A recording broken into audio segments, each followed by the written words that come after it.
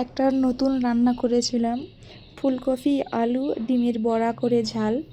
এখানে ফুলকপি আলু ভালো করে আমি সিদ্ধ করে নিয়েছি। এখানে টমেটোর পেস্ট, আদা, রসুন, কাঁচা লঙ্কা আর পেঁয়াজের পেস্ট আছে।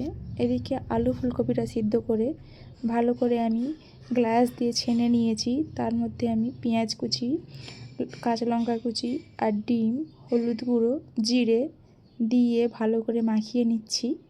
এদিকে মাখানো হয়ে গেছে। তার মধ্যে আমি কড়াতে তেল দিয়ে দিয়েছি। কড়ার তেল গরম হয়ে গেছে। এবার কড়ার মধ্যেই মাখানো আলু ফুলকপি ডিম আমি দিয়ে দেব, বড়াগুলো ভেজে নেব। কড়ার মধ্যে আমি দিয়ে দিচ্ছি বড়াগুলোকে আস্তে আস্তে করে।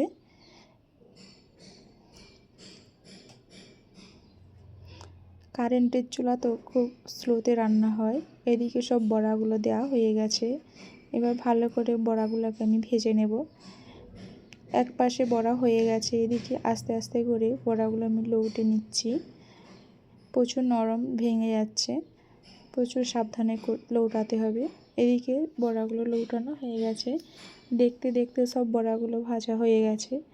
এবার আমি ঝালের জন্য কড়াতে তেল দিয়ে দিলাম। এদিকে তেল গরম হয়ে গেছে। তেলের মধ্যে আমি জিরে আর গরম মশলা দিয়ে দিলাম। তার মধ্যে আমি দিয়ে দিলাম আদা, রসুন, পেঁয়াজ, কাঁচা লঙ্কা বাটা। মশলাটা ভালো করে কষিয়ে নেব। এদিকে মশলাটা আমি ভালো করে কষিয়ে নিচ্ছি। কষানো হয়ে গেলে টমেটোর পেস্টটাও দিয়ে দেব। দেখতে দেখতে মশলা এদিকে কষানো হয়ে এসছে।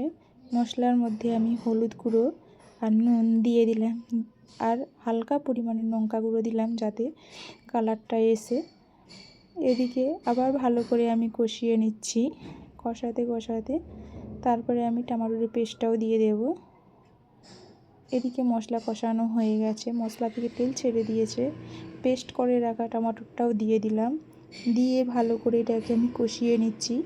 কষানো হয়ে গেলে হালকা পরিমাণে জল দিয়ে আমি ভাজাগুলো দিয়ে দেব। এদিকে মশলা কষানো খুব ভালোভাবে হয়ে গেছে। এবার মশলার মধ্যে আমি পরিমাণ জল দিয়ে দিলাম। অল্প পরিমাণে জল দেব, বেশি দেব না, ঝাল ঝাল হবে তো। কিছুক্ষণের জন্য আমি চাপা দিয়ে রেখে দিলাম। ঝোলটা ফুটলে ভাজাগুলো দিয়ে দেব। এদিকে ঝোল ভালোভাবে ফুটে গেছে। এর মধ্যে আমি ফুলকপি আলু আর ডিম ভাজা রেখেছিলাম সেটাও দিয়ে দিলাম।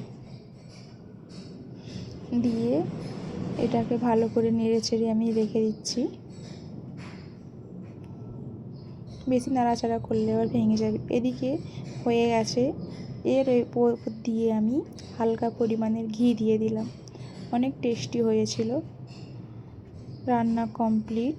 ঠান্ডা হতে কালারটা দেখুন খুব সুন্দর হয়েছে।